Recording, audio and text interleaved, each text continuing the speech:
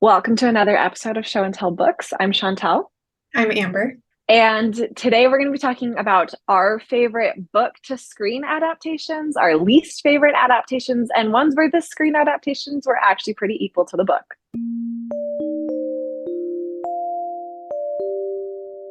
So, starting off, we're going to talk about five of the worst book to movie adaptations. The first one is I just finished Aragon, the movie, and the book. And maybe I'm the only one, but I was laughing the entire movie. It's very, very different. They completely changed the plot. They skipped over stuff. And it was one of those movies where my roommate was like, "Oh, this is fine." And I was like, "No, the book was better." And she's like, "You always say that." I'm like, "I don't always say that." But in this case, the book was far better than the movie. It's always kind of sad when you take a book from your childhood. Like, I remember reading Aragon when it came out. I remember it being huge in my elementary school, grade school.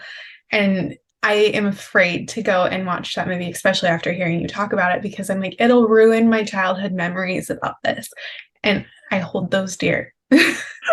Yeah, trust me, don't. But in a similar case, Artemis Fowl, right? Yeah. Was I mean, so Artemis Fowl, again, huge part of my childhood. Loved the series. It was huge in my grade school. The movie came out in, I think, 2020, and it had Dame Judi Dench as an elf. And I'm like, um, I love Dame Judi Dench, but seeing her in this world of Artemis Fowl was so jarring that I was like, wait, this, can't do it. that's funny. Um, on a similar note to that, kind of ruining childhood, this one got a lot of flack from fans. The Percy Jackson series. I will put a caveat. I love the movies. They just are not accurate to the books whatsoever. So those got a lot of hate from fans. We are all excited because Disney is actually turning them into a TV series with Rick Riordan as co-producer on that. So I'm really excited and I have high hopes for that one because I think that'll be a lot better. But the Percy Jackson movies, in regards to book to screen adaptations, they were not great at all. Well, and then you have the flip side of that where the adaptation tries to be too true to the book, like The Golden Compass, where there's so much information in the book that the first part of it is pretty slow and it doesn't pick up until they finished the information dump and the world building. And to do that in a movie, you have to have long monologues and it's not as entertaining. Although they tried, it was a beautiful movie and great actors, production, but the writing of the adaptation didn't do it justice. Yeah, no, I think that's what's also really tricky is staying true to what the author created while making it entertaining for audiences that might not have necessarily read the books. Rounding out the book was better than the movies. I'd say probably the Da Vinci Code saga and the Robert Langdon series. I really like the movies and I really like the books, but they are not the same. And I think that was one where they tried to do justice to the plots. But I mean, Dan Brown, his books are so intricate and so involved in the amount of research that he puts into making his plots that the movies didn't capture that magic and that you sit there as you're reading the books and you just go, this is spectacular. How'd he connect this to this to this to this, right? And I felt like the movies, they just missed that. They didn't grasp the magic of the actual books in that case. Yeah, my biggest complaint about the movies is the casting of Robert Langdon and having Tom Hanks play him because it's so far from the mental image I had of who Robert Langdon is that I couldn't really enjoy his portrayal of the character. But they did a TV miniseries adaptation of one of the books, and I felt like that was more enjoyable for me than the original two movies. Good to know. I didn't know that. I will say I do appreciate that when they made the movies, they kept the casting consistent throughout it because obviously they made the Da Vinci Code, they made Angels and Demons, and they made Inferno. And they did keep Tom Hanks as Robert Langdon throughout all of them. So I did really appreciate that, even if it didn't quite capture what the book actually is. Okay, so next we've got movies that were better. And I wanted to start this one off with Sweet Magnolias on Netflix. So it's a mini TV series adaptation of a book series that was written in the early 2000s. And I think the adaptation of it is 100% better than this series. I felt like they did such a beautiful job casting the characters and creating this friendship that you feel like you're a part of watching it on the screen. I think maybe this is controversial. Maybe this makes us bad book readers, I guess. But I really love certain movies because when I watch them, it makes me want to read the books. Or when I watch like the screen adaptations, I'm like, okay, yes, I'm going to read that. So for me, Virgin River was that. I loved the series on Netflix. So I picked up the book and I read the book and I was like, this is not that. Like the movie was far better than the book in that case because it was exactly that. Like it pulls you in and it sucks you in and it's like a good cozy movie, I guess. And yeah, the book wasn't. Along that line, we have to talk about Jenny Han's screen adaptations. Summer I Turned Pretty and P.S. I Love You. And it's interesting because Netflix did P.S. I Love You series, and now Amazon's doing The Summer I Turned Pretty. So different production team, different writers, still 100% better than the books. She has done so well because she just announced the XO Kitty series, which is the continuation of To All the Boys I've Loved Before and all of that. And it looks good. Like she's done really well to kind of breathe fresh light into her books because I did not like her books. Like Summer I Turned Pretty, I quite frankly, I do not like that series whatsoever. Her characters were annoying. But the TV series, I binged in like a day because I think she's done really well to actually bring them to life in a way that the books didn't. So I think that kind of goes to show like there are certain books that actually are better as movies or TV series than there are as books. In a similar way, Princess Diaries series. First of all, the casting on that is probably what made that because it's just iconic. But that was one where I watched the movie and then I read the books and I was like, yeah, no, movie, 100% every single time.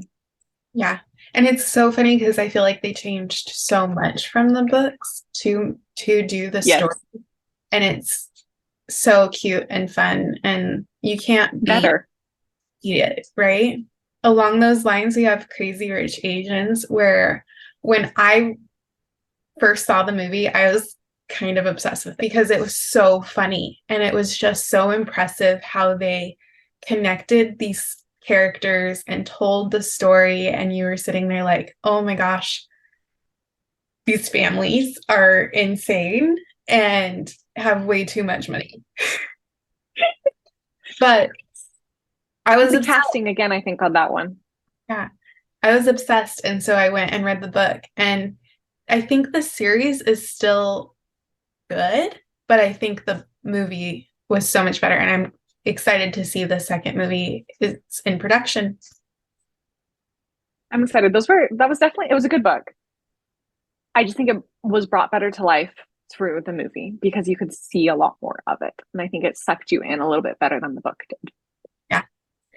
Um, Now on to my favorite books and movies that were actually equal. And I think this one's really cool and powerful because screen adaptations are very powerful and books obviously are as well. And when they work together in tandem, I mean, this is how we create like fandoms and cult phenomenons and things like that. So this is like what obvious goals are when you have a book to movie adaptation. Hopefully the Emily Henry movies turn into this category because I have high hopes for those. So starting off, we obviously have to talk about the Hunger Games series because the movies were honestly just as good as the books. Well, and I wouldn't have read the books without knowing that the movies were coming out.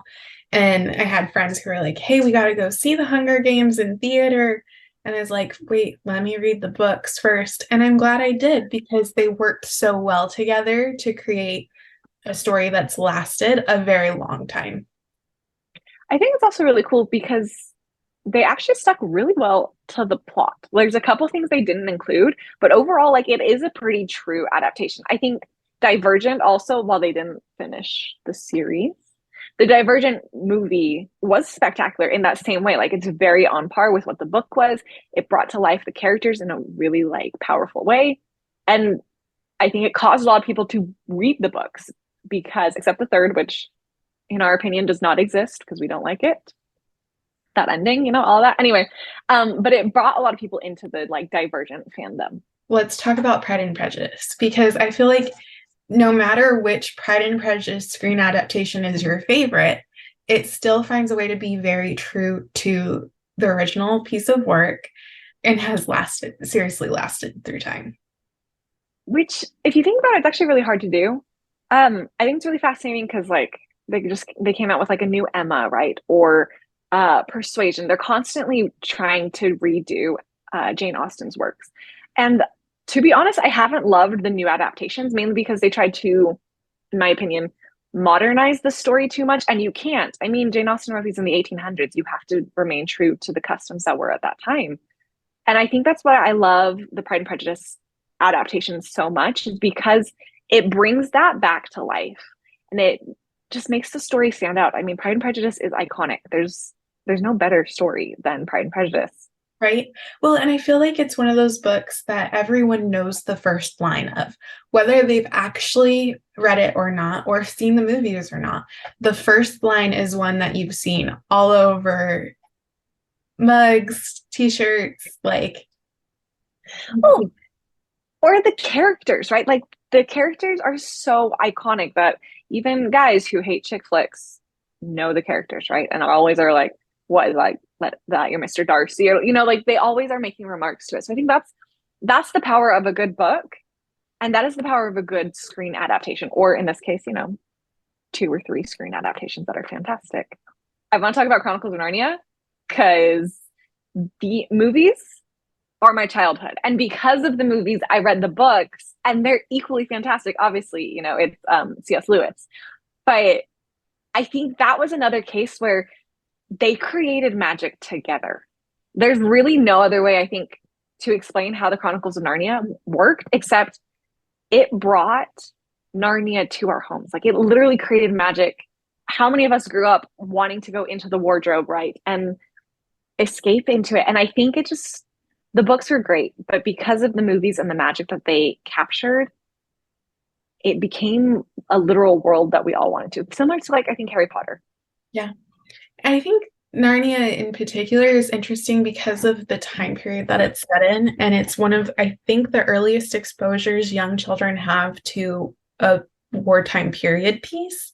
And so to have to take the intricate, like, historical aspects of the story and put it in a way that children can understand and connect to it without being scary or overwhelming has helped it resonate across generations.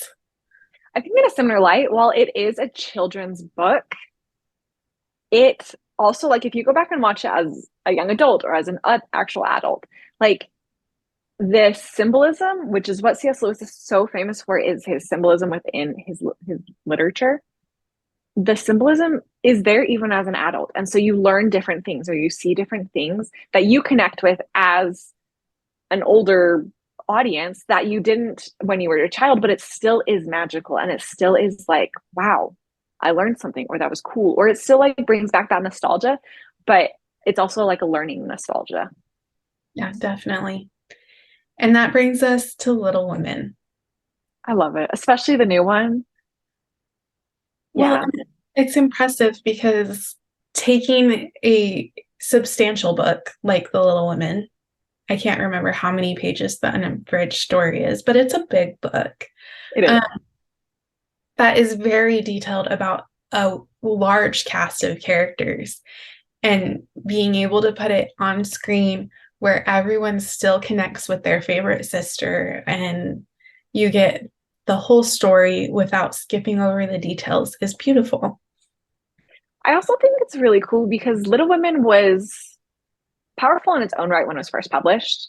I think it also is resonates a lot with people nowadays too. I think the movie adaptation that they just did, with like Florence Pugh and with Emma Watson, that one was really powerful because they tweaked things ever so slightly. But I think because of that, it made it stand out even more as like a work of feminist literature and women empowerment, which then inspired a whole new generation of watchers to go and actually read the books and be like, oh, Jo March, we love her. Like she actually is an icon. Yeah. Continuing with that, this one I have to put in the caveat. I love the Along for the Ride Netflix adaptation. Along for the Ride by Sarah Dess in the book was my childhood. I probably have read it like 10 or 12 times. And I really liked how they took that magic and put it into a cute summer chick flick movie. It is different than the book slightly, but they did really well in of itself. And so now I have a lot of friends who are like, oh, did you know that this was a book? And I was like, you're late to the game, but go read the book because it is still just as good as the movie. Yeah. And so I watched the movie first with you, and then I read the book, and I was very impressed with how the important relationship building interactions had the same feel, even though they were slightly different. I don't know if that's a good way to explain it, but on a screen adaptation, you have to change some things sometimes to make it work, to get a more beautiful setting on the screen or set the scene in a way that the audience wants to be in that situation someday. And you have to do it differently than on a page. And I feel like the way that they told the story on the screen adaptation still kept the same vibe and cute, like, oh, I'm so excited for the moments, even though they were different. Yeah, I definitely agree. Last one I do have to mention, and this one's unique in that if this happened with any other fandom, Hollywood and the like, or Netflix in this case, would be like boycotted. I have to talk about the Shadow and Bones saga, the Netflix adaptations, and like the book, which Netflix combined the Shadow and Bones books with the Six of Crows books, and they even just recently did with season 2, like the Kingdom of Scars, I think is what the series is called. So basically, they took all of Bardugo's books and merged it into one plot line, and they're not that way in the books. And yet, it was magic. It's so like it sucks you in. Everyone on TikTok, on Instagram, and everywhere, all of the fans loved it, which is funny because again, if you took any other fandom and combined all the plot lines into one, holes would form, or the fans would kind of be like, you're ruining the authenticity. But they did it in such a way that brought the books to life, and that it was just so successful. And now they're making an actual Six of Crows saga, and then they're going to just continue with the Shadow and Bones series and all of this. Anyway, that one, I think because of the magic of what Netflix did with that series, I mean, I can guarantee you and tell you that the holds for those books at the library were several months long, because the whole reason I started those books was because of the TV series. But it created magic. And I think that is what's so powerful about screen adaptations, is they can create magic, which makes me really hopeful for a lot of the movies that are coming out or TV series that are coming out, especially this summer, that used to be books, or I guess they still are books, but there's a ton of screen adaptations and movies and TV series coming out in the next couple of months from very, very popular books.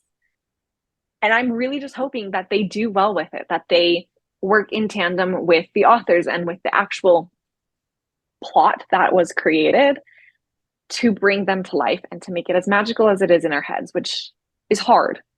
But if they nail it, like, we'll watch it over and over and over again. Yeah, I was just going to say, I think Game of Thrones showed how impactful a screen adaptation can be, right? Because my husband, until he started watching Game of Thrones, I couldn't remember the last book he finished. But he enjoyed this screen adaptation of it, that he started reading the books. And then as the show progressed, the fandom that had read both the books and watched it became extremely passionate about it. And so you saw what happens if writers decide not to stay true to the source material, right? And so many people have like valid major complaints about how the show ended versus how the series has continued on. So we love to see a screen adaptation, but we want to see it done well. I think it's just a case of being, I guess, respectful in a way, right? Obviously, when you turn something into a movie or a TV show, it's not going to be perfect. You can't. But I think it needs to be respectful to the original art that inspired it. Which, I mean, Harry Potter was just announced as the TV series. Twilight is coming out as a TV series as well. And so with those ones, they already have screen adaptations that were created and were iconic. And so I think there's a lot of pressure on some of these productions when you take books that are loved and already have a following and then you decide to turn them into a movie. There's a lot of pressure. So you do, I think, have to be respectful to what the original creation was. And while you can't adapt every single little thing, core portions of it you do need to stay true to. Yeah. Well, and when you mentioned Harry Potter, it just kind of brought up this thought in my head of the interesting relationship that comes when a screen adaptation is being worked on while the source material is still being finished. Because as the Harry Potter series went on, the movies were in close proximity as well. And I think you start to see some of the characteristics from the movies show up into the books. And her writing was influenced by the way the fandom reacted to the movies. I will say the Harry Potter screen adaptations and the books, like they're in a league of their own simply because I don't think really there has been another book series that, well, movie that we grew up with the characters, but also where you're right, where the books were kind of, I think, they were tweaked and they were influenced by the reaction we all had to the movies and the nuances of the characters in the movies and how it got pulled in. And I think that, I don't know if it'll happen again, simply because nowadays that long of a series isn't extremely popular. Movies aren't picked up immediately after like 3 books in, right? Now it's okay, so the series is over, then we'll pick it up, or it's a one off or things like that. So I don't know if an adaptation like the Harry Potter saga will happen again in the sense that like the books are still going and that you can see how the movies interact so well. But I do think in a way the Harry Potter series is ultimate goals when it comes to the relationship books have with their movie or TV series counterparts. Yeah. Well, thank you for joining us on this episode of Show and Tell Books. Remember to leave a comment telling us what your favorite screen adaptation is or what you're reading, and join us next time. We'll see you guys.